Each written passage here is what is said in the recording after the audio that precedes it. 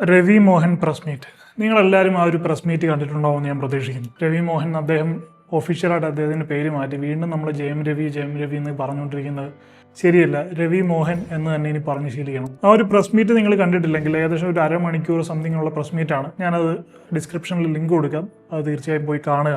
Issue എന്താണെന്ന് വളരെ ചുരുക്കി എന്ന് പറയാം. അതായത് 2009 രവി മോഹൻ ആരതി എന്ന് പറയുന്ന സ്ത്രീയെ ഒഫീഷ്യലി വിവാഹം കഴിച്ചു. 2009 to 2026 ഏകദേശം ഒരു 17 വർഷങ്ങൾ. അപ്പൊ ഈ 17 വർഷങ്ങൾ കൊണ്ട് ഒരുപാട് ട്രോമയാണ് ഇദ്ദേഹം അനുഭവിക്കുന്നതെന്നാണ് ഇദ്ദേഹം ലേറ്റസ്റ്റ് ആയിട്ട് കൊടുത്തിരിക്കുന്ന പ്രസ് മീറ്റിൽ പറഞ്ഞിരിക്കുന്നത്. അത് മുഴുവനായിട്ടല്ലെങ്കിലും കുറെയൊക്കെ അദ്ദേഹം ആ ഒരു പ്രസ് മീറ്റിൽ പറയുന്നുണ്ട്. ആരതി രവി എന്ന് പറയുന്ന ഇദ്ദേഹത്തിന്റെ എക്സ്പാരിയും ഒഫീഷ്യലി ഡിവോഴ്സ് ആയിട്ടില്ലെങ്കിലും അവർ സെപ്പറേറ്റഡ് ആണ്, അതുകൊണ്ട് എക്സ്പാരി എന്ന് തന്നെ പറയാം. എക്സ്പാരിയും അവരുടെ അമ്മയും കൂടി ഇദ്ദേഹത്തിനോട് ചെയ്ത് കൂട്ടിയിട്ടുള്ള ഓരോ കാര്യങ്ങൾ. അപ്പൊ ഏകദേശം ഒരു 2024 ആയപ്പോഴൊക്കെയാണ് ഇതിന്റെ ഒരു ഈ രവി മോഹന് ഞാൻ കേട്ടായിട്ട് ഓർക്കുന്നുണ്ട്. ഈ ന്യൂസൊക്കെ രവി മോഹന് ഭാര്യയിൽ നിന്ന് ഒരുപാട് മോശം അനുഭവങ്ങൾ നേരിടും എന്നൊക്കെ പറഞ്ഞ ന്യൂസ് കേട്ടായിട്ട് ഞാൻ ഓർക്കുന്നുണ്ട്. പക്ഷെ അതിനു മുമ്പേ തന്നെ 2022 തന്നെ ഈ ഒരു പ്രശ്നങ്ങളൊക്കെ വളരെയധികം രൂക്ഷമായിട്ട് ഇദ്ദേഹം കെനീഷ എന്ന് പറയുന്ന ഒരു സ്ത്രീയെ, അവരൊരു സിംഗറും അതുപോലെ തന്നെ ഒരു വെൽനസ് കോച്ചും ഒക്കെയാണ്. അപ്പൊ അവരുടെ അടുത്ത് കൗൺസിലിങ്ങിനായിട്ട് പോയിരുന്നു. അങ്ങനെ അവർ പറഞ്ഞു എന്റെ കയ്യിൽ ഈ പ്രശ്നം നിൽക്കില്ല എന്ന് പറഞ്ഞിട്ട് ഞാൻ നിങ്ങൾക്കൊരു ഫ്രണ്ട് ആയിട്ട് സപ്പോർട്ട് നൽകാന്ന് പറഞ്ഞു. അങ്ങനെ അവർ തമ്മിൽ സംസാരിച്ച് അവർ തമ്മിൽ ഒരു ഫ്രണ്ട്ഷിപ്പ് ആവുന്നു. പിന്നീട് അതൊരു റിലേഷൻഷിപ്പ് പോലെ ആയി എന്ന് വേണമെങ്കിൽ നമുക്ക് പറയാം. അപ്പൊ അതിനുശേഷം കുറെ ആളുകൾ ഈ കെനീഷയുടെ അക്കൗണ്ടിലേക്ക് വന്നിട്ട് അവരെ വലിയ രീതിയിൽ സോഷ്യൽ ബുള്ളിങ് ചെയ്യുകയും അവരെ വലിയ രീതിയിൽ അപമാനിക്കുകയും അങ്ങനെ കുറെ കാര്യങ്ങളൊക്കെ, നീ മറ്റൊരു ഭാര്യയുള്ള ഒരാളെ പിടിച്ചെടുത്തു അതാണ് ഇതാണെന്നൊക്കെ പറഞ്ഞ് ഭയങ്കര രീതിയിൽ അവർക്ക് നേരെ അസഭ്യങ്ങളും കാര്യങ്ങളൊക്കെ അഴിച്ചുവിട്ടു. അതിനുശേഷം ഒരു ഇൻസ്റ്റഗ്രാം പോസ്റ്റ് ഒക്കെ ഇട്ടിട്ടുണ്ട്, അത് ഞാൻ ഇവിടെ കാണിക്കാം. Dear all, I have said more than I should and could and most of it was unnecessary as well. I walked into this story with love. I walked out of it with silence. അതായത് ഞാൻ എൻ്റെ ജീവിതത്തിലേക്ക് വളരെ സ്നേഹത്തോടെയും ഇഷ്ടത്തോടെയൊക്കെയാണ് ചെന്നത് ഈ ഒരു കഥയിലേക്ക്. പക്ഷെ ഇതിൽ നിന്ന് ഞാൻ പുറത്തേക്ക് ഇറങ്ങുന്നത് നിശബ്ദമായിട്ടാണ്. അപ്പൊ ഈ ആളുകൾക്ക് മറ്റുള്ളവരുടെ ജീവിതത്തിൽ എത്രത്തോളം ക്യൂരിയോസിറ്റിയും ആകാംക്ഷയൊക്കെ ഉണ്ടെന്നുള്ളതാണ്. നമ്മൾ എങ്ങനെ ജീവിക്കണം എന്നുള്ളത് പോരാതെ മറ്റുള്ളവൻ എങ്ങനെ ജീവിക്കണം എന്ന് നമ്മളൊരു കോഡ് ഉണ്ടാക്കി വെച്ചിട്ടുണ്ട്. ആ കോഡ് പോലെ തന്നെ നമ്മൾ ജീവിക്കണം. ഇയാള് ഇത്രത്തോളം ഡിപ്രസ്ഡ് ആയി, ഇയാൾക്ക് സഹിക്കാൻ പറ്റാതെ ഈ ഭാര്യയുടെയും ഭാര്യയുടെ മാതാവിന്റെയും ഇത്രത്തോളം ഉള്ള പലതരത്തിലുള്ള പീഡനങ്ങളും അത് വിശദമായിട്ട് പറയുന്നു. നമുക്ക് വീഡിയോ മുന്നോട്ട് പോകുമ്പോൾ ഞാൻ പറയാം. സഹിക്കാൻ വയ്യാതെ സഹിയിട്ട് എന്നാലും സെലിബ്രിറ്റി അല്ലേ, അങ്ങനല്ലേ, ജനങ്ങൾ അങ്ങനെ സംസാരിക്കില്ല ഇങ്ങനെ സംസാരിക്കില്ല എന്ന് വിചാരിച്ച് ഇയാൾ വർഷങ്ങളോളം ഇയാളെ ജീവിച്ചു തീർത്തു. ഈ കല്യാണം തന്നെ ഈ ആരതി രവി എന്ന് പറയുന്ന ലേഡി കൈ മുറിക്കും, ആത്മഹത്യ ചെയ്യും എന്നൊക്കെ പറഞ്ഞ് ഭീഷണിപ്പെടുത്തിയാണ് ചെയ്യിപ്പിച്ചതെന്ന് ഇദ്ദേഹം പറയുന്നുണ്ട്. അവങ്ങള് കൈ അറുത്തുകിട്ട് தான் என்ன கல்யாணம் பண்ணாங்க. பிளாக்மெயில் மேரேஜ் தான் இது. பாருங்க வேணா போட்டோஸ். இன்னைக்கு என்னைய பண்ண வச்சிட்டாங்க. அதான் நடக்கும். ஒரு டெத் ஃபிஷ் வாங்கிட்டு தான் நான் இத்தனை வருஷம் உட்கார்ந்துருந்தேன். வெளியே வந்து இந்த லாஸ்ட் 2 வருஷம் தான் ஒரு மனுஷனா காத்து வாங்குறது கூட நான் என்னால என்ஜாய் பண்ண முடியும்.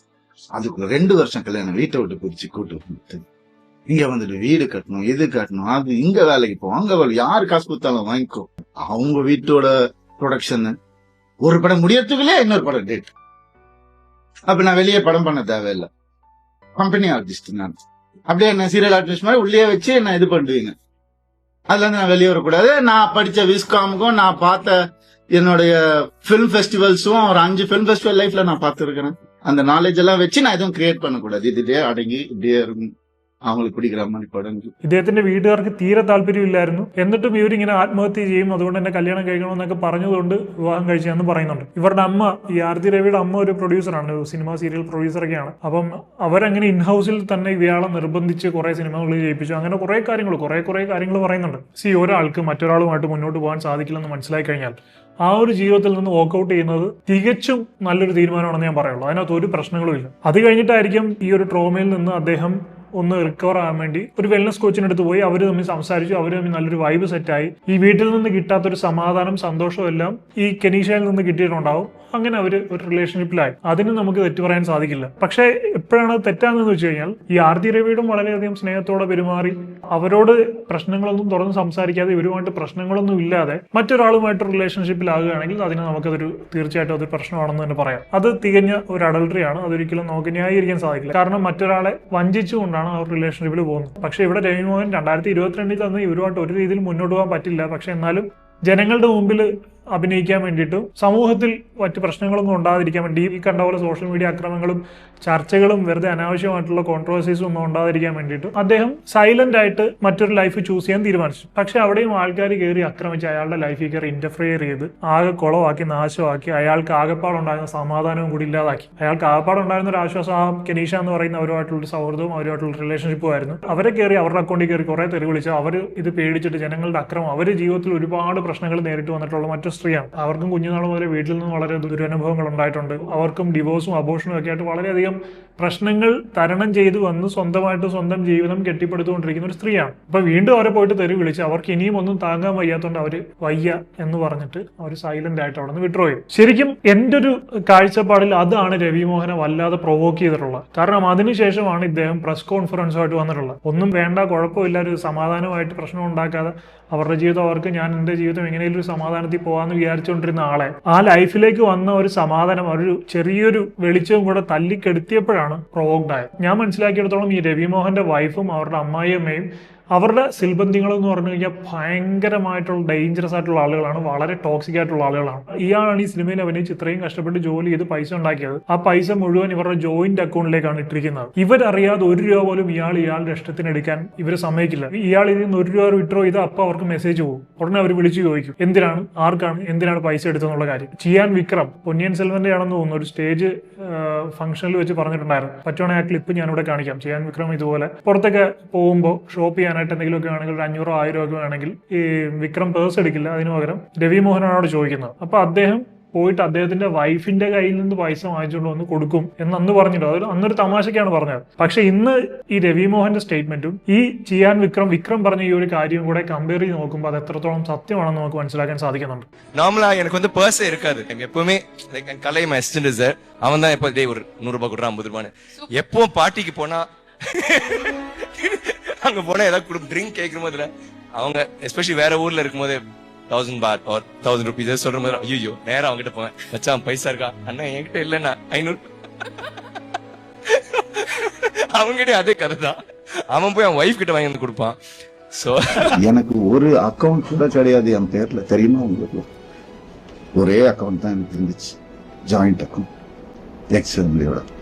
எங்க சொன்னாலும் ஸ்வைப் பண்ணாலும் உடனே போய் என்ன எதுனால என்ன ஏன் இவ்வளவு அதான் சம்பாதிக்கிறேன். ரொம்ப அநியாயம் நடந்திருக்கு எனக்கு, ரொம்ப அந்த வீட்டுல ரொம்ப அநியாயம் நடந்திருக்கு, சொல்ல முடியாத அளவுக்கு அநியாயம் நடந்திருக்கு. அதனாலதான் நான் வாங்கி போட்டேன். சினிமா என் நேச்சரை பிடிக்கும். ഒരാൾ അയാളുടെ ജീവിതത്തിൽ കഷ്ടപ്പെട്ടുണ്ടാക്കിയ പണവും സമ്പാദ്യവും എല്ലാം മറ്റൊരാൾ കൈയടക്കി വെക്കുക, അയാൾ ആധിപത്യം സ്ഥാപിക്കുക. നിങ്ങൾ ജസ്റ്റ് ഒന്ന് ചിന്തിച്ചു നോക്കുക, ഇത് ഈ ഒരു കഥ ജസ്റ്റ് ഒന്ന് റിവേഴ്സ് ആയിരുന്നെങ്കിൽ എന്തായിരിക്കും ഇവിടുത്തെ അവസ്ഥ? ഈ ജെൻഡർ ഒന്ന് റിവേഴ്സ് ചെയ്ത് നോക്കും. ആണുങ്ങളുടെ നെഞ്ചത്തേക്ക് ആർക്കും കയറാം എന്ന് പറയുന്ന ഒരവസ്ഥയാണ്. അതുകൊണ്ടാണ് ഞാൻ പറഞ്ഞത്, ഈ നാട്ടിലും നിയമവ്യവസ്ഥയിലും ആണുങ്ങൾക്ക് ഒരു നായയ്ക്ക് കൊടുക്കുന്ന വില പോലും കൊടുക്കുന്നില്ല എന്നുള്ളതാണ് സത്യം. നായകൾക്ക് പോലും മൃഗസംരക്ഷണ വകുപ്പ്, ആ വകുപ്പ്, ഈ വകുപ്പ് എന്നൊക്കെ പറഞ്ഞ പല വകുപ്പുകളുണ്ട്. പക്ഷെ ആണുങ്ങളുടെ നെഞ്ചത്തിട്ട് ആർക്കും കയറാം എന്ന് പറയുന്ന ഒരു അവസ്ഥയാണ് ഇപ്പൊ നമ്മുടെ നാട്ടിലുള്ളത്. ഈ അവസ്ഥ തന്നെ ഒരു നടിയാണ് ഇങ്ങനെ വന്ന് കരഞ്ഞ് ഈ കാര്യങ്ങൾ പറഞ്ഞിരുന്നെങ്കിൽ, ഇതുപോലെ എന്റെ ഹസ്ബൻഡിന്റെ പൈസ എല്ലാം, ഞാൻ ജോലിക്ക് പോയിട്ട് വരുന്ന എന്റെ പൈസ എല്ലാം കൈയടക്കി വെച്ചിരിക്കുകയാണ്, എനിക്കൊന്നും തരുന്നില്ല, എന്നെ എന്റെ കുട്ടികളെ കാണിക്കാൻ സമ്മതിക്കുന്നില്ല, ഹസ്ബൻഡും അയാളുടെ അമ്മയും കൂടെയാണ് എല്ലാം വരിക്കുന്നതൊക്കെ പറഞ്ഞിരുന്നെങ്കിൽ ഫെമിനിസ്റ്റുകളെല്ലാം കൂടെ ഇപ്പം ഒരു ചാകരയായിട്ട് നേരെ അങ്ങോട്ട് അളയാണ്. പക്ഷേ ഇവിടെ വിരോധാഭാസം എന്താണെന്ന് വെച്ച് കഴിഞ്ഞാൽ, ഇതുവരായിട്ടും ഒരു ഫെമിനിസ്റ്റോ അല്ലെങ്കിൽ അങ്ങനെ വലിയൊരു ഫീമെയിൽ ഇൻഫ്ലുവൻസറോ യൂട്യൂബറോ ഒന്നും ഇതിനെതിരെ ഒരു വീഡിയോ ചെയ്തു പോലും ഞാൻ കണ്ടില്ല. ചെയ്തിട്ടുള്ള എല്ലാ ആണുങ്ങൾ മാത്രമാണ്. പെണ്ണുങ്ങൾക്ക് ഒരു പ്രശ്നം വരുമ്പോൾ പെണ്ണുങ്ങളെല്ലാം ഒറ്റക്കെട്ടായിട്ട് നിൽക്കും, ആണുങ്ങളും അതിനെ സപ്പോർട്ട് ചെയ്ത് അതിനെതിരെ വീഡിയോ ചെയ്യാനുണ്ടാവും. പക്ഷെ ആണുങ്ങൾക്ക് ഒരു പ്രശ്നം വരുമ്പോൾ ഈ പറയുന്ന ഫെമിനിസ്റ്റുകളോ ഈ പറയുന്ന ആളുകളോ ഒന്നും അനങ്ങില്ല, വാ തുറക്കില്ല. അവിടെ തന്നെ ഏറ്റവും വലിയ ഒരു പക്ഷാഭേദമാണ് നമുക്ക് കാണാൻ സാധിക്കുന്നത്. എല്ലാ നിയമവും സ്ത്രീകൾക്ക് അനുകൂലം, പക്ഷെ അത് ഏറ്റവും കൂടുതൽ മിസ്യൂസ് ചെയ്യുന്ന ആളുകളാണ് കൂടുതൽ. ഇത് പറയുമ്പോൾ ചില സ്ത്രീകൾ പറയുന്നത്, നിങ്ങൾ അനുഭവിച്ചോ, പണ്ട് നിങ്ങൾ കുറെ കാണിച്ചല്ലേ എന്നുള്ളതാണ്. അത് എന്ത് ന്യായമാണെന്ന് എനിക്ക് മനസ്സിലാകുന്നത്. ഞാൻ നിങ്ങൾക്ക് ഒരു ചെറിയ കഥ പറയാം. ദളപതി വിജയുടെ ഭാഷ പറഞ്ഞ കുട്ടി സ്റ്റോറി എന്നൊക്കെ പറയുന്ന പോലെ. പണ്ട് ഒരു വേട്ടക്കാരൻ ഉണ്ടായിരുന്നു. ആ വേട്ടക്കാരൻ ഒരു കാട്ടിൽ വേട്ടയ്ക്ക് പോയി. അയാളൊരു കടുവയെ അമ്പ് ചെയ്ത് കൊന്നു. അതിനുശേഷം അയാൾക്ക് മകനുണ്ടായി, അയാളുടെ മകനുണ്ടായി, അയാളുടെയും മകനുണ്ടായി. ആ കാലഘട്ടമായപ്പോഴേക്കും ഈ വേട്ടയും കാടും അങ്ങനെയുള്ള കാര്യങ്ങളൊക്കെ മാറി, സമൂഹം സിവിലൈസ്ഡ് ആയി, ആളുകൾ നാട്ടിൽ പോയി താമസിക്കാൻ തുടങ്ങി. ഇയാളുടെ മകന്റെ മകൻ ഒരു IT കമ്പനി എംപ്ലോയി ആയി. അങ്ങനെ ഒരു ദിവസം കമ്പനിയിൽ നിന്ന് ഒരു അഡ്വഞ്ചർ ട്രിപ്പായിട്ട് കാട്ടിലേക്ക് പോവാണ്. അപ്പോ ഒരു കടുവ വന്നിട്ട് ഈ പോയ കൂട്ടത്തിൽ നിന്ന് ഇയാളെ മാത്രം തെരഞ്ഞു പിടിച്ച് ആക്രമിക്കുകയാണ്. ഒരു ചെറിയ ഫാന്റസി സ്റ്റോറിയാണ്. അപ്പം കൂടെ ഉണ്ടായിരുന്ന ഒരാൾ ഈ കടുവയോട് ചോദിച്ചു, ഞങ്ങൾ ഇത്രയും പേരുണ്ടായിരുന്നിട്ട് നീ എന്തിനാണ് ഇയാളെ മാത്രം ആക്രമിച്ചത്? ആക്രമിച്ചത്. അപ്പം ആ കടുവ പറയാണ്, എന്റെ മുത്തച്ഛനെ ഇയാളുടെ മുത്തച്ഛന്റെ മുത്തച്ഛൻ അമ്പെയ്ത് കൊന്നിട്ടുണ്ട്, അതിനാണ് ഞാൻ ഇയാളെ ഇപ്പൊ ആക്രമിച്ചതാണ്. അതുപോലെയാണ് ഇപ്പോഴത്തെ അവസ്ഥ. ഈ ആക്രമിക്കപ്പെട്ട അല്ലെങ്കിൽ കൊല്ലപ്പെട്ട ഈ കൊച്ചുമകൻ ഒന്നും അറിയുന്നില്ല. അയാൾ സിവിലൈസ്ഡ് ആയിട്ട് അയാള് മൃഗങ്ങളെ സ്നേഹിക്കുന്ന ആളാണ്, അയാൾ മൃഗസംരക്ഷണത്തിന് വേണ്ടി സംസാരിക്കുന്ന ആളാണ്. ഈ കടുവയെ കൊല്ലുന്നതിനോട്, അങ്ങനെയുള്ള മൃഗങ്ങളെ ദ്രോഹിക്കുന്നതിനോട് വളരെ എതിരായിട്ടുള്ള ആളാണ്. അപ്പൊ ഞാൻ ഇതിൽ കൂടുതലൊന്നും പറയുന്നില്ല. ഇതാണ് ഇപ്പൊ നടന്നുകൊണ്ടിരിക്കുന്ന അവസ്ഥ. ഇനി വേറൊരു കാറ്റഗറി നോക്കുകയാണെങ്കിൽ, കുടുംബ ബന്ധങ്ങൾ തകരാൻ മറ്റൊരു കാരണം എന്ന് പറയുന്നത് കുടുംബം കലക്കികളായിട്ടുള്ള കുറെ ആളുകളുണ്ട്. അതായത് സ്വന്തം കുടുംബം തകർന്നടിഞ്ഞിരിക്കുന്ന നാർസിസ്റ്റുകളായിട്ടുള്ള അസൂയയും കുശുമ്പും ഉള്ള കുറെ ആളുകൾ. അപ്പം അങ്ങനെയുള്ള സ്ത്രീകൾ ഇപ്പൊ സ്വയം വിളിക്കുന്ന പേരാണ് ഫെമിനിസ്റ്റ് എന്ന്. അപ്പൊ അവര് ഒരു കുടുംബം നല്ല രീതിയിൽ പോകുന്ന കണ്ടു കഴിഞ്ഞാൽ ഇവര് വന്നിട്ട്, അതായത് ഒരു ഉദാഹരണം പറയുകയാണെങ്കിൽ, ഒരു കുടുംബത്തില് ഭാര്യയുണ്ട്, ഭർത്താവുണ്ട്. ആ കുടുംബത്തിൽ ഭാര്യ ജോലിക്ക് പോകുന്നു, ഭർത്താവിന് പ്രത്യേകിച്ച് ജോലിയൊന്നുമില്ല, അയാൾ മക്കളെയും ഹൗസ് ഹോൾഡും ഒക്കെ മാനേജ് ചെയ്യുന്നു. അപ്പൊ ഈ കുടുംബം കലക്കികളായിട്ടുള്ള ഫെമിനിസ്റ്റ് എന്ന് അവകാശപ്പെടുന്ന ആളുകൾ വന്നിട്ട് പറയും, നീ മാത്രം ജോലിക്ക് പോകുന്നു, സമ്പാദിക്കുന്നു, നീ മാത്രം പൈസ ഉണ്ടാക്കുന്നു, അയാൾ ഒരു പണി എടുക്കാതെ വീട്ടിലിരിക്കുന്നു, നീ എന്തിനാണ് ഇത് സഹിക്കുന്നത്, എന്തിനാണ് ഇയാളെ സഹിക്കുന്നത്, നിനക്ക് ഡിവോഴ്സ് ചെയ്തുകൂടെ, ഇങ്ങനെയുള്ള ജീവിതമല്ല, നീ സ്വതന്ത്രയാവണം എന്ന് പറഞ്ഞിട്ട് അവിടെ തിരിയിട്ട് കൊടുക്കുകയാണ്. അങ്ങനെ സമാധാനമായിട്ട് പോയിക്കുന്ന ആ കുടുംബത്തിൽ പിരികേറ്റി ആവശ്യമില്ലാത്ത കാര്യങ്ങളെല്ലാം കുത്തിക്കയറ്റി ആ കുടുംബത്തെ രണ്ട് വഴിക്കാക്കും. വേറൊരു സിറ്റുവേഷനിൽ വേറൊരു ഭാര്യയും ഭർത്താവും. ഇവിടെ ഭർത്താവിനാണ് ജോലിയുള്ളത്, അത്യാവശ്യം ഡീസെന്റ് ആയിട്ടുള്ള സാലറി ഉണ്ട്, ഭാര്യയ്ക്ക് പ്രത്യേകിച്ച് ജോലികളൊന്നുമില്ല. സോ ഭാര്യയ്ക്ക് അങ്ങനെ ജോലിക്ക് പോകണമെന്നും താല്പര്യമില്ല, ബാക്കി അവര് ഹൗസ് ഹോൾഡ് കാര്യങ്ങൾ മാനേജ് ചെയ്യുന്നു. അപ്പം ആ സിറ്റുവേഷനിൽ ഇവർ വന്നിട്ട് പറയുന്നത്, നീ ഇങ്ങനെ ഇരുന്നാൽ മതിയോ, നീ ജോലിക്ക് പോകണം, പെണ്ണ് സ്വതന്ത്രയാവണം, നീ ഒരാളുടെ അടിമയായിട്ടിരിക്കേണ്ട ആളല്ല, അതാണ് ഇതാണ് മറ്റാണ് മറിച്ചാണെന്ന് പറഞ്ഞ അനാവശ്യമായിട്ടുള്ള കുറെ കാര്യങ്ങൾ കുത്തിക്കയറ്റി ഇവരുടെ മനസ്സിൽ അനാവശ്യമായിട്ടുള്ള ഈഗോ ഉണ്ടാക്കി ആ വീട്ടിൽ ക്ലാഷ് ഉണ്ടാക്കി രണ്ടിനെയും രണ്ടു വഴിക്കാക്കുക. നിങ്ങൾ നോക്കേണ്ട കാര്യം മറ്റേ വീട്ടിൽ എങ്ങനെയാണ്, ഈ വീട്ടിൽ എങ്ങനെയാണ്, അങ്ങനൊന്നുമല്ല. നിങ്ങൾക്കും നിങ്ങളുടെ പാർട്ണറിനും സാമൂഹിക വിരുദ്ധമല്ലാത്ത എന്താണ് കംഫർട്ട്, അതാണ് നിങ്ങളുടെ ശരി. അതായത് ആ ഒരു തീരുമാനം കൊണ്ട് നിങ്ങൾക്കോ സമൂഹത്തിനോ കുഴപ്പമുണ്ടാവാൻ പാടില്ല എന്നേ ഉള്ളൂ. അങ്ങനെ നിങ്ങൾക്കോ സമൂഹത്തിനോ എന്തെങ്കിലും കുഴപ്പം ഉണ്ടാകാതെ നിങ്ങൾക്ക് ജീവിക്കാൻ പറ്റുന്നുണ്ടെങ്കിൽ അതാണ് നിങ്ങൾക്ക് കംഫർട്ടെങ്കിൽ അതാണ് നിങ്ങളുടെ ശരി. അല്ലാതെ ഈ മറ്റുള്ള ആൾക്കാർ പറയുന്നതല്ല, അതല്ല കേൾക്കേണ്ടത്. ഇന്ന് ഈ കുടുംബം കലക്കികളായിട്ടുള്ള ആളുകൾ അനാവശ്യമായിട്ട് തലയിലേക്ക് കുത്തിവെച്ച് തരുന്ന പല കാര്യങ്ങളാണ് മര്യാദയ്ക്ക് പോകുന്ന പല കുടുംബങ്ങളും നാശമാകാൻ ഇന്ന് പ്രധാനപ്പെട്ട കാരണമാകുന്നത്. അനാവശ്യമായിട്ടുള്ള സ്യൂഡോ ഫെമിനിസവും കപട പുരോഗമനവും തലയിലേക്ക് കുത്തിവെക്കുക. പുരോഗമനം എന്ന് പറയുന്നത് ഇതൊന്നുമല്ല. തന്നെ പോലെ തന്നെ തന്റെ പങ്കാളിയും കാണാൻ സാധിക്കുക, അവരും ഈക്വലി റൈറ്റ്സ് ഉള്ള ഒരു മനുഷ്യനാണ് എന്ന് കൺസിഡർ ചെയ്യാൻ സാധിക്കുക, അതൊക്കെയാണ് പുരോഗമനം. അല്ലാതെ എല്ലാ കാര്യങ്ങളിലും 50-50 നോക്കിയിരിക്കുന്ന പോലല്ല. എനിക്ക് ബോയ്സിനോട് പറയാനുള്ള ഒരു പ്രത്യേക കാര്യം എന്ന് പറഞ്ഞു കഴിഞ്ഞാൽ, നിങ്ങളിപ്പോ ഒരു പെൺകുട്ടിയായിട്ട് ടോക്കിംഗ് ടൈംസിലായി നിങ്ങൾ വിവാഹം കഴിക്കാൻ പ്ലാൻ ചെയ്യുന്ന ഒരാളാണെങ്കിൽ, എല്ലാ കാര്യത്തിനും തൊട്ടതിനും പിടിച്ചതിനും ഇക്വാലിറ്റിയും ഫെമിനിസവും പറയുന്ന ആളാണെങ്കിൽ ദയവ് ചെയ്ത് അവർ ഒഴിവാക്കുക. നിങ്ങളുടെ ജീവിതം നാശത്തിലാവും. കാരണം അവർക്ക് വേണ്ടത് നല്ലൊരു ജീവിത പങ്കാളിയല്ല, അവർക്ക് വേണ്ടത് വാലിഡേഷൻ ആണ്. എല്ലാ കാര്യങ്ങൾക്കും എനിക്ക് ഇക്വാലിറ്റി കിട്ടുന്നു എന്നുള്ള വാലിഡേഷൻ. അങ്ങനെ ലോകത്ത് ആർക്കും എല്ലാ കാര്യങ്ങൾക്കും ഒരു ആണും പെണ്ണും ആവണ്ട, ഒരു ആണും ആണെങ്കിൽ പോലും, ഒരു വീട്ടിൽ 2 ബ്രദേഴ്സ് ആണെങ്കിൽ പോലും എല്ലാ കാര്യങ്ങൾക്കും 50-50 എന്ന് പറയുന്ന ഒരു കാര്യം നടക്കില്ല. പിന്നെയല്ല 2 ജെൻഡറിന്റെ കാര്യം. ഇപ്പൊ ഒരു ഉദാഹരണം തന്നെ നോക്കുകയാണെങ്കിൽ, ഒരു കുഞ്ഞിനെ പ്രസവിക്കുന്നതിന്റെ 100% എടുക്കുന്നത് സ്ത്രീയാണ്. അതിൽ 50 ഒരു ആണിന് കൊടുക്കാന്ന് പറഞ്ഞ് 50-50 ഇക്വാലിറ്റി എന്ന് പറഞ്ഞ കുഞ്ഞിനെ പകുതിയാക്കി ആണിന്റെ വയറ്റിലേക്ക് വെച്ച് കൊടുക്കാൻ പറ്റില്ല. സോ ആ കാര്യത്തിൽ സ്ത്രീ 100% എടുക്കുമ്പോൾ മറ്റ് പല കാര്യത്തിലും പുരുഷൻ 100% എടുക്കണം. അങ്ങനെ 90%, 10%, 80%, 20%, 70%, 30% അങ്ങനെയൊക്കെ ആയിരിക്കും പല കാര്യങ്ങളും. അതങ്ങനെ ബാലൻസ് ആയി പോവുള്ളൂ. എല്ലാ കാര്യങ്ങളും ഇവിടെ 50 എന്ന് പറയുന്ന കാര്യം നടക്കില്ല. അപ്പൊ ഞാൻ ഈ പറഞ്ഞ പോലെ എല്ലാ കാര്യത്തിലും തീവ്ര ഫെമിനിസവും ഇക്വാലിറ്റിയും ചിന്തിക്കുന്ന ഒരാളാണെങ്കിൽ അവർ നിങ്ങളുടെ ജീവിതത്തിലേക്ക് വന്നു കയറി കഴിയുമ്പോൾ നിങ്ങളുടെ ജീവിതം വലിയൊരു നരകമായിരിക്കും. അതിനേക്കാളും നല്ലത് നിങ്ങൾ ജീവിതകാലം മുഴുവൻ സിംഗിൾ ആയിട്ടിരുന്നാലും ഒരു പ്രശ്നവുമില്ല, സമാധാനത്തോടെ ജീവിക്കാം. അങ്ങനെയുള്ള ആൾക്കാരെ നിങ്ങൾക്ക് പെണ്ണ് കിട്ടുന്നില്ല എന്ന് പറഞ്ഞ്, അല്ലെങ്കിൽ നിങ്ങൾക്ക് പറ്റിയ പാർട്ണർ കിട്ടുന്നില്ല എന്ന് പറഞ്ഞ് ഈ വക ടീമിനെ ഒന്നും ജീവിതത്തിലേക്ക് അടുപ്പിക്കുകയോ ചെയ്യരുത്. അവരൊരിക്കലും നല്ലൊരു പാർട്ണർ ആവില്ല എന്നുള്ളത് മാത്രമല്ല, അവർ ജീവിതത്തിൽ മുക്കിലും മൂലയിലും നോക്കിക്കൊണ്ടിരിക്കുന്ന ഇങ്ങനെ ഇക്വാലിറ്റിയും മറ്റേതും ഈ പറയുന്ന സ്യൂഡോ ടീമുകൾ തലയിലേക്ക് ഇഞ്ചക്ട് ചെയ്ത് വെച്ചിരിക്കുന്ന വിഷമായിരിക്കും അവരെ കൊണ്ട് സംസാരിപ്പിക്കുന്നത്. ഇതൊന്നും പല ആളുകളും പറയില്ല. കാരണം പറഞ്ഞാൽ ഈ പുരോഗമനവാദി അല്ലാതാകുമോ, അല്ലെങ്കിൽ എന്നെ 6ാം നൂറ്റാണ്ടുകാരനാക്കുമോ എന്നൊക്കെയാണ് പലർക്കും പേടി. ഇങ്ങനൊന്നും പറഞ്ഞുകൊണ്ട് ആരും പുരോഗമനത്തിനും എതിരാകുന്നില്ല, ആരും 6ാം നൂറ്റാണ്ടുകാരനും ആകുന്നില്ല. സത്യാവസ്ഥയാണ് പറയുന്നത്, ഇതാണ് സത്യാവസ്ഥ. പക്ഷെ ഈ പുരോഗമനം പറയുന്ന ഇക്വാലിറ്റിയും പറയുന്ന ടീമുകൾ തന്നെയാണ് കഴിഞ്ഞ ദിവസം ട്രാൻസ്പോർട്ട് ബസ്സിൽ കയറി പ്രശ്നം ഉണ്ടാക്കിയത്. ഒരു ഗവൺമെന്റ് ഫോം ആയില്ല, മുഖ്യമന്ത്രി സത്യപ്രതിജ്ഞ ചെയ്തില്ല, അതിനു മുമ്പേ വന്നിട്ട് പറയുകയാണ് ഞങ്ങൾക്ക് ഫ്രീ ടിക്കറ്റ് വേണം. ആ റീൽ ഞാനിവിടെ വെക്കാം. സൗജന്യ യാത്ര കിട്ടിയോ നിങ്ങൾ?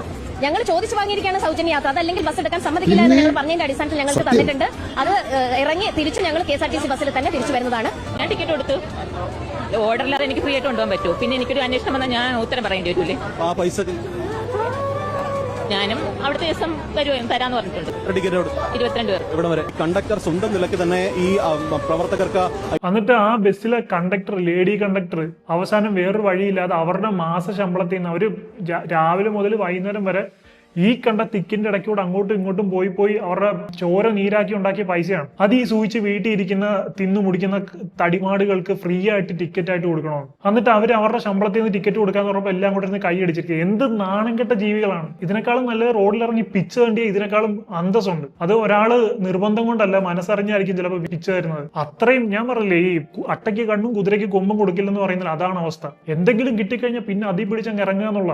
ഫീമെയിൽ നാർസിസത്തിന്റെ പേരല്ല ഫെമിനിസം. പക്ഷെ ഇന്ന് പറഞ്ഞു കഴിഞ്ഞാൽ ഫെമിനിസ്റ്റ് എന്ന് പറഞ്ഞ് നടക്കുന്ന 80% ഇത് തന്നെയാണ് ചെയ്യുന്നത്. ഒരു ഉദാഹരണം ഞാൻ പറഞ്ഞുതരാം. നിങ്ങൾ ഈ പറയുന്ന സോ കോൾഡ് ഫെമിനിസ്റ്റിൽ ഏതെങ്കിലും ഒരു ഫെമിനിസ്റ്റ് ഏതെങ്കിലും ആണുങ്ങൾക്ക് പ്രശ്നം ഉണ്ടാകുമ്പോൾ എന്ന് സംസാരിക്കുന്ന നിങ്ങൾ കണ്ടിട്ടുണ്ടോ? ഏതെങ്കിലും ഒരു ഫെമിനിസ്റ്റ് അക്കൗണ്ടബിലിറ്റി കാണിക്കുന്ന നിങ്ങൾ കണ്ടിട്ടുണ്ടോ? ഇപ്പോൾ ഒരു തെറ്റ് സംഭവിച്ചു കഴിഞ്ഞാൽ എന്റെ ഭാഗത്താണ് തെറ്റ് എന്ന് പറഞ്ഞിട്ട് ഏതെങ്കിലും ഒരു ഫെമിനിസ്റ്റ് വന്ന് അപ്പോളജൈസ് ചെയ്യുന്ന നിങ്ങൾ കണ്ടിട്ടുണ്ടോ? നേരായിട്ടുള്ള കാര്യങ്ങൾ വളച്ചൊടിക്കാതെ നേരെ പറയുന്ന ഇത്ര ഫെമിനിസ്റ്റുകൾ നിങ്ങൾ കണ്ടിട്ടുണ്ട്. സോ ഇതൊക്കെ തന്നെയാണ്, ഇത്രയൊക്കെ ഉള്ളൂ. ഫെമിനിസം എന്ന് പറയുന്നത് ശരിക്കും പറഞ്ഞാൽ ഒരു വെൽബീയിങ്ങിനൊക്കെ വേണ്ടിയിട്ട് ഉണ്ടാക്കിയ ഒരു കൺസെപ്റ്റ് ആണെങ്കിൽ, പക്ഷേ ഇപ്പോൾ സോഷ്യൽ ക്യാൻസറായി മാറിക്കൊണ്ടിരിക്കുക. ആളുകളുടെ ജീവിതം നശിപ്പിക്കുകയും ആളുകളെ തമ്മിലടുപ്പിക്കുകയും ചെയ്യുന്ന ഒരു സാധനമായിട്ട് മാറിക്കൊണ്ടിരിക്കുകയാണ്. നന്നായിട്ട് സമാധാനത്തോടെ പോകുന്ന കുടുംബങ്ങളെ നശിപ്പിക്കാനും ആവശ്യമില്ലാതെ അവരുടെ ഇടയിലേക്ക് ഈഗോ കുത്തിക്കയറ്റാനും ഇതിനൊക്കെയാണ് ഇപ്പോൾ ശ്രമിക്കുന്നത്. ഉദാഹരണത്തിന് ഇൻസ്റ്റാഗ്രാമിൽ ഒരു ഭർത്താവ് ഭാര്യയോട് എടി എനിക്കൊരു കാപ്പി കൊണ്ട് താന്ന് പറഞ്ഞു കഴിഞ്ഞാൽ അതിന്റെ ഇടയ്ക്ക് അവന്റെ തന്തയ്ക്കും തള്ളയ്ക്കും വരെ നല്ല തെറി നിങ്ങൾക്ക് കാണാൻ പറ്റും. നിനക്ക് എന്താ കയ്യില്ല, നിനക്ക് പോയി എടുത്തോളാം, മറ്റവനെ മറിച്ചവനെ, അതാണ് ഇതാണ്. വല്ലവന്റെയും കുടുംബം അവന്റെ ജീവിതത്തിൽ എന്താ സംഭവിക്കുന്നത് നമുക്കറിയില്ല. അതേസമയം ഒരു ഭാര്യ ഇരുന്നിട്ട് എടാ എനിക്കൊരു കാപ്പി കൊണ്ട് താ എന്ന് പറഞ്ഞു കഴിഞ്ഞാൽ അതിന്റെ അടിക്കാൻ പറ്റും റിയലി ലക്കി, മറ്റേതാണ് മറിച്ചതാണ്, അതാണ് ഇതാണ്, പവർ ടു യു, ക്യൂയിൻ, മറ്റേത് മറിച്ചത്. രണ്ടുപേരും പറയുന്ന ഒരേ കാര്യങ്ങൾ. ഒന്നിലും ഒരുത്തിന് തെറിയും മറ്റേ ഒരുത്തിലും അപ്രിസിയേഷനും കാര്യങ്ങളും. ഇതാണ് നമ്മുടെ ഈ നാട്ടിലെ ഇക്വാലിറ്റി. ഈ ക്യാമറയും തുറന്നു വെച്ച് ഫെമിനിസവും ഇക്വാലിറ്റിയും പറയുന്ന ചേട്ടന്മാരൊന്നും പറയില്ല. പറഞ്ഞു കഴിഞ്ഞാൽ അവർക്ക് ആപ്പാട് കിട്ടുന്ന അതിൽ നിന്ന് കിട്ടുന്ന കുറച്ച് വാലിഡേഷൻ നഷ്ടപ്പെട്ടാലോ എന്നുള്ള പേടിയാണ്. അതുപോലെ സ്ത്രീകളുടെ സുരക്ഷയ്ക്ക് വേണ്ടി ഉണ്ടാക്കിയ നിയമങ്ങൾ എത്ര ആളുകളാണെന്നറിയോ അത് വളച്ചൊടിച്ച് ഉപയോഗിക്കുന്നത്. ബഹുമാനപ്പെട്ട കോടതി തന്നെ പറഞ്ഞു, ഇപ്പൊ ഇവിടെ വരുന്ന ഡിവോഴ്സ് കേസിൽ മെജോറിറ്റിയും ഫാബ്രിക്കേറ്റഡ് ആണ്. കള്ള സത്യവാങ്മൂലവും കൊടുത്ത് കള്ള കേസ് ഫാബ്രിക്കേറ്റ് ചെയ്ത് അലിമണിക്ക് വേണ്ടിയിട്ട്, ക്യാഷിന് വേണ്ടിയിട്ട്. ഒരുത്തന്നെ കല്യാണം കഴിക്കുക, എന്തെങ്കിലും കാര്യം പറഞ്ഞ് അടി ഉണ്ടാക്കുക, മെയിൻ്റെനൻസ് എന്ന് പറഞ്ഞാൽ അവൻ അവന്റെ ജീവിതകാലം മുഴുവൻ കഷ്ടപ്പെട്ടുണ്ടാക്കിയതിന്റെ പകുതിയും കൊണ്ട് പോവുക, എന്നിട്ട് വേറൊരുത്തന്റെ കൂടെ പോവുക. ഞാൻ പറയുന്നു, വിവാഹം കഴിച്ചില്ലെങ്കിലും നിങ്ങൾക്ക് ജീവിതത്തിൽ ഒന്നും സംഭവിക്കാൻ പോകുന്നില്ല. പക്ഷെ റോങ് ആയിട്ടുള്ള ഒരാളെയാണ് നിങ്ങൾ ചൂസ് ചെയ്യുന്നത്, നിങ്ങളുടെ ജീവിതം നരകമായിരിക്കും. നരകം എന്ന് പറഞ്ഞു കഴിഞ്ഞാൽ നിങ്ങൾ ഭൂമിയിലെ ഏറ്റവും വലിയ നരകം നിങ്ങൾ കാണും. ഇനി നിങ്ങൾ നല്ലൊരാളെ നോക്കി ചൂസ് ചെയ്താലും നിങ്ങൾ ചൂസ് ചെയ്യുന്ന പാർട്ട്ണറിന്റെ ഫ്രണ്ട് സർക്കിൾ നല്ലതല്ലെങ്കിൽ പിന്നീടും പ്രശ്നങ്ങൾ ഉണ്ടാകും. കാരണം പണ്ട് ഇതിന് അയൽവക്ക പരദൂഷണം, ഏഷണി അങ്ങനെയൊക്കെ ആയിരുന്നു പേരെങ്കിൽ ഇപ്പൊ അതിന്റെ പേരൊക്കെ മാറി. ഇപ്പൊ ഇങ്ങനെ ആളുകളുടെ മനസ്സിലേക്ക് വിഷം കുത്തിവെച്ച് അവരെ പറഞ്ഞ് തിരിപ്പിച്ച് തമ്മിലടുപ്പിക്കുന്നതിന്റെ പേര് അവർ വിളിക്കുന്ന പേര് ഇപ്പൊ ഫെമിനിസം എന്നാണ്. അതുകൊണ്ട് തന്നെയാണ് ഇപ്പൊ ആൾക്കാർ ഫെമിനിസം എന്ന് കേൾക്കുമ്പോൾ എന്തോ ഒരു നികൃഷ്ടമായിട്ടുള്ള കാര്യം പോലെ അവർ ചിന്തിക്കുന്നത്. കാരണം ശരിക്കുള്ള ഫെമിനിസം എന്താണെന്ന് അറിയില്ല. അവർ ഫെമിനിസം എന്നുള്ള പേരിൽ കാണുന്നതും കേൾക്കുന്നതും ഇതാണ്. അപ്പൊ പിന്നെ കാണുന്നതല്ലേ ആൾക്കാർക്ക് മനസ്സിലാക്കാൻ പറ്റും. ഒരു ഉദാഹരണം പറയുകയാണെങ്കിൽ സ്നേഹം എന്ന് പറയുന്ന വാക്ക്, ലവ്, അത് കേൾക്കുമ്പോൾ നമ്മുടെ മനസ്സിൽ ഇപ്പോൾ സ്നേഹവും ഇഷ്ടവും അങ്ങനെയൊക്കെയാണ് ഓർമ്മ വരുന്നത്. പക്ഷേ ഈ സ്നേഹം എന്ന് പറയുന്ന വാക്ക് തന്നെ ഉപയോഗിച്ചിട്ട് ഒരു സീരിയൽ കില്ലറാണ്, അയാൾക്ക് ഇഷ്ടപ്പെടുന്ന ആളുകളെ എല്ലാം കൊല്ലുന്നു, എനിക്ക് സ്നേഹമാണ് എന്ന് പറഞ്ഞിട്ട് എല്ലാവരെയും കൊല്ലുന്നു, നിരത്തി കൊല്ലുന്നു. അതിൽ പിന്നെ സ്നേഹം എന്നുള്ള വാക്ക് കേൾക്കുമ്പോൾ നിങ്ങൾക്ക് എന്തായിരിക്കും ഓർമ്മ വരുന്നത്? മരണം, ഭയം, പേടി, ഇങ്ങനെയുള്ള വികാരങ്ങളൊക്കെ ആയിരിക്കും ആ വാക്ക് കേൾക്കുമ്പോൾ വരുന്നത്. അത് തന്നെയാണ് ഇവിടെ സംഭവിച്ചത്. അപ്പൊ ഈ കുടുംബമായിട്ട് ജീവിക്കുന്ന ആൾക്കാരോടൊക്കെ എനിക്ക് പറയാനുള്ളത്, നേരത്തെ പറഞ്ഞ പോലെ തന്നെ നിങ്ങൾക്കും നിങ്ങളുടെ പാർട്ട്ണറിനും സമൂഹത്തിനും നിങ്ങൾക്കും ദോഷമല്ലാത്ത എന്താണോ നിങ്ങളുടെ കംഫർട്ട്, അതാണ് നിങ്ങളുടെ ശരി. അങ്ങനെയാണ് നിങ്ങൾ ജീവിക്കേണ്ടത്. അല്ല ഈ പുറത്ത് നിൽക്കുന്ന മൂന്നാമത് നിൽക്കുന്ന ഒരാൾ വന്നിട്ട് നീ അങ്ങനെ ചെയ്യരുത്, ഇങ്ങനെ ചെയ്യരുത്, നിന്റെ ഇക്വാലിറ്റി, നീ അടിമയാണ്, മറ്റേയാണ് മറിച്ചാണെന്ന് പറയുമ്പോൾ അത് കേട്ട് നിങ്ങൾ അതിനനുസരിച്ച് ആടാൻ നിൽക്കരുത്. നിങ്ങളുടെ ജീവിതം നാശമായി പോകും. ഒരു കഥയും കൂടെ ഞാൻ പറഞ്ഞുതരാം. അതായത് ഒരു ഭാര്യയും ഭർത്താവും അവര് മാർക്കറ്റിൽ പോയിട്ട് ഒരു കഴുതയെ വാങ്ങിച്ചുകൊണ്ട് വരികയാണ്. അപ്പം ഭർത്താവ് വിചാരിച്ചു ഞാൻ കുറച്ചുകൂടെ സ്ട്രോങ് അല്ലേ, ഭാര്യ കഴുതയുടെ പുറത്തിരുന്നോട്ടെ. അങ്ങനെ ഭാര്യയെ കഴുതയുടെ പുറത്തിരുത്തി ഇയാൾ മാർക്കറ്റിൽ നിന്ന് വരികയാണ്. അപ്പൊ കണ്ടു നിന്ന കുറെ ആൾക്കാർ പറഞ്ഞു, അവൾ എന്തൊരു അഹങ്കാരിയാണ്, സ്വന്തം ഭർത്താവിന് പുല്ല് വില കൊടുത്ത് അയാളെ നടത്തിക്കൊണ്ട് വരുന്നു, എന്നിട്ട് അവൾ കഴുതയുടെ പുറത്ത് സൂചിച്ചിരുന്നു വരികയാണ്. അപ്പൊ ഇത് കേട്ടപ്പോൾ രണ്ടുപേർക്കും വിഷമമായി. ഭാര്യ വിചാരിച്ചു എന്നെ അഹങ്കാരി എന്ന് വിചാരിക്കുന്നു, ഭർത്താവ് വിചാരിച്ചു ഞാനാണ് അവളോട് ഇരുന്നോളാൻ പറഞ്ഞു, അവളെ അഹങ്കാരി എന്ന് വിചാരിക്കുന്നു. അപ്പം ഭാര്യ പറഞ്ഞു എന്നാ പിന്നെ ഒരു കാര്യം ചെയ്യും, ചേട്ടൻ കഴുതയുടെ പുറത്തിരുന്നോ, ഞാൻ നടന്നോളാം എന്ന് പറഞ്ഞു. അങ്ങനെ ഇയാൾ കഴുതയുടെ പുറത്ത് കയറി ഭാര്യ നടക്കാൻ തുടങ്ങി. കുറച്ച് കഴിഞ്ഞപ്പോൾ വേറെ കുറെ ആൾക്കാർ കാണും. അവൾ പറഞ്ഞു എന്തൊരു ക്രൂരനായിട്ടുള്ള മനുഷ്യനാണ് ഇയാൾ സ്വന്തം ഭാര്യയെ നടത്തിക്കൊണ്ട് വന്നിട്ട് അയാൾ കഴുതയുടെ പുറത്ത് സൂചിച്ചിരുന്ന് പോവാണ്. ഇത് കേട്ടപ്പോൾ ഇവർക്ക് രണ്ടുപേർക്കും വീണ്ടും വിഷമമായി. ഇവരെന്ത് വിചാരിച്ചു, എന്നേ പിന്നെ ഒരു കാര്യം ചെയ്യാം, നമുക്ക് രണ്ടുപേർക്കും കഴുതപ്പുറത്ത് കയറാം എന്ന് വിചാരിച്ചിട്ട് രണ്ടുപേരും കഴുതപ്പുറത്ത് കയറാം. അപ്പൊ അടുത്ത ആൾക്കാർ ഇത്രയും സഹതാപവും അനുകമ്പയും ഇല്ലാത്ത ഇവര് മനുഷ്യർ തന്നെയാണോ? മൃഗങ്ങൾക്ക് ഇതിനേക്കാളും സഹതാപവും അനുകമ്പയൊക്കെ ഉണ്ടാവും. ആ ഒരു പാവം മൃഗത്തിന്റെ പുറത്ത് ഇത്രയും വലിയ രണ്ടാൾക്കാർ കയറി ഇരിക്കുകയാണ്, നിങ്ങൾക്കൊക്കെ മനസാക്ഷി ഉണ്ടോ എന്നാണ് അടുത്ത ആൾക്കാർ ചോദിച്ചത്. ഇവരതും കേട്ട് വിഷമിച്ച് പെട്ടെന്ന് ഇതിന്റെ പുറത്ത് ചാടി ഇറങ്ങി. ഇവർ തീരുമാനിച്ചു എന്നൊരു കാര്യം ചെയ്യാം, നമുക്ക് രണ്ടുപേർക്കും നടന്നു പോകും, അപ്പൊ പിന്നെ പ്രശ്നമൊന്നുമില്ല. അങ്ങനെ ഇവർ നടന്ന് അടുത്ത നാട്ടിലെത്തിയപ്പോൾ അവിടുത്തെ ആൾക്കാർ പറയാണ് ഇത്രയും വിഡ്ഢികളായിട്ടുള്ള ആൾക്കാരെ ഞങ്ങൾ ജീവിതത്തിൽ ആദ്യമായിട്ട് കാണുകയാണ്. ഒരു കഴുത ഉണ്ടായിട്ടും രണ്ടുപേരും നടന്നു വരിക കഴുതയും കൈ പിടിച്ചുകൊണ്ട്. ലോക പൊട്ടന്മാര് തന്നെയാണ്. അപ്പൊ ഇതാണ് ശരിക്കുള്ള അവസ്ഥ. നിങ്ങൾ ജീവിതത്തിൽ എന്ത് ചെയ്താലും അതിന് വിമർശിക്കാൻ ആൾക്കാരുണ്ടാവും. നിങ്ങളുടെ കുടുംബജീവിതം എങ്ങനെയായാലും, ഭാര്യയെ സ്നേഹിക്കുന്ന ഭർത്താവായാലും ഭർത്താവിനെ സ്നേഹിക്കുന്ന ഭാര്യയായാലും, രണ്ടുപേരും ഒരുപോലെ സ്നേഹിച്ചാലും, രണ്ടുപേർക്കും ജോലി ഉണ്ടെങ്കിലും, ഭാര്യയ്ക്ക് മാത്രമേ ജോലി ഉള്ളെങ്കിലും ഭർത്താവിന് മാത്രമേ ജോലി ഉള്ളെങ്കിലും, ഇനി രണ്ടുപേർക്കും ജോലി ഇല്ലെങ്കിലും എല്ലാം നിങ്ങളെ കുറ്റം പറയാൻ ആൾക്കാർ കാണും, നിങ്ങളെ പിരികേറ്റി തരാൻ ആൾക്കാർ കാണും. നിങ്ങൾ അടിമയാണ്, മറ്റെയാണ്, മറിച്ചാണെന്ന് പറഞ്ഞ് നിങ്ങളെ ബ്രെയിൻ വാഷ് ചെയ്ത് നന്നായിട്ട് പോകുന്ന കുടുംബത്തിനെ നശിപ്പിക്കാൻ 1000 പേര് കാണും. എനിക്ക് പറയാനുള്ളത് നേരത്തെ പറഞ്ഞ തന്നെ, നിങ്ങൾക്ക് ഏതാണോ കംഫർട്ട്, സമൂഹത്തിന് നിങ്ങൾക്കും ദോഷമല്ലാത്ത നിങ്ങൾക്ക് ഏതാണോ കംഫർട്ട്, അതാണ് നിങ്ങളുടെ ശരി. അങ്ങനെയാണ് നിങ്ങൾ ജീവിക്കേണ്ടത്. ഇതൊക്കെ അഡ്രസ് ചെയ്യേണ്ട സമയം കഴിഞ്ഞു. ഫെമിനിസം എന്നുള്ള പേരും പറഞ്ഞിട്ട് കുറെ ടീമുകൾ ഇങ്ങനെ വന്നിട്ട് ഈ പറയുന്നുള്ള കുത്തിത്തിരിപ്പും കാര്യങ്ങളും ഒക്കെ കയറ്റിവിട്ട് കുടുംബം നശിപ്പിക്കുന്നത്, അതിന് ലൈസൻസ് ആയിട്ട് ഇപ്പൊ ഇവർ ഇതൊക്കെ എടുത്തിരിക്കുകയാണ്. വേറൊരു കാര്യം പറയുകയാണെങ്കിൽ, ഈ രവി മോഹന്റെ കാര്യം സിനിമയിലുള്ള കാര്യമാണ്. പക്ഷെ എനിക്ക് റിയൽ ലൈഫിൽ എനിക്ക് പരിചയമുള്ള ഒരാളുടെ ഒരു അനുഭവം ഉണ്ട്. എന്റെ ഒരു അടുത്ത സുഹൃത്തായിരുന്നു. അടുത്ത സുഹൃത്ത് എന്ന് പറഞ്ഞാൽ എന്നെക്കാൾ ഒരുപാട് ഏജിന് മൂത്താണ്. പക്ഷെ ഞങ്ങൾ ജിമ്മേറ്റ്സ് ആയിരുന്നു. അങ്ങനെ ഞങ്ങളൊരു ടീം പോലെ, ഞങ്ങളൊരു 6-7 പേര് അടങ്ങുന്ന ഒരു ടീം ഉണ്ടായി. ഞങ്ങൾ എല്ലാവരും ഭയങ്കര ക്ലോസ് ഫ്രണ്ട്സ് ആയിരുന്നു. അപ്പൊ അതിൽ ഒരാളാണ് അദ്ദേഹം. അപ്പൊ അദ്ദേഹം എന്നെക്കാളും ഓൾമോസ്റ്റ് ഒരു 10-20 വയസ്സ് പ്രായം കൂടുതലുള്ള ആളാണ്. 2013 അദ്ദേഹം വിവാഹം കഴിക്കുന്നത്. അങ്ങനെ 2013 ഇയാള് മാവേലിക്കര എന്ന് പറയുന്ന സ്ഥലത്തുള്ള ആളാണ്. ഇയാൾ വിവാഹം കഴിച്ച ആള് പുനലൂർ എന്ന് പറയുന്ന കൊല്ലം ജില്ലയിലുള്ള ഒരാളാണ്. അപ്പൊ ഈ കൊല്ലം അങ്ങോട്ടൊക്കെ ഒരു ഇതുണ്ട്, ചോദിച്ചില്ലേലും സ്ത്രീധനം വാരിക്കോരി കൊടുക്കുക. ഇപ്പോഴും സ്ത്രീധനം എന്ന് പറയുന്ന ഒരു സാധനം ഭയങ്കര ആക്റ്റീവ് ആയിട്ടുള്ള ഒരു സ്ഥലമാണ് കൊല്ലം എന്നൊക്കെ പറയുന്നത്. ഇദ്ദേഹം അങ്ങനെ കാര്യങ്ങളൊന്നും ചോദിച്ചില്ല. ഇദ്ദേഹം കുറച്ച് പ്രോഗ്രസീവ് ആയിട്ടുള്ള ആളാണ്. അങ്ങനെ സ്ത്രീധനം അതിനോടൊന്നും വലിയ താല്പര്യമില്ല.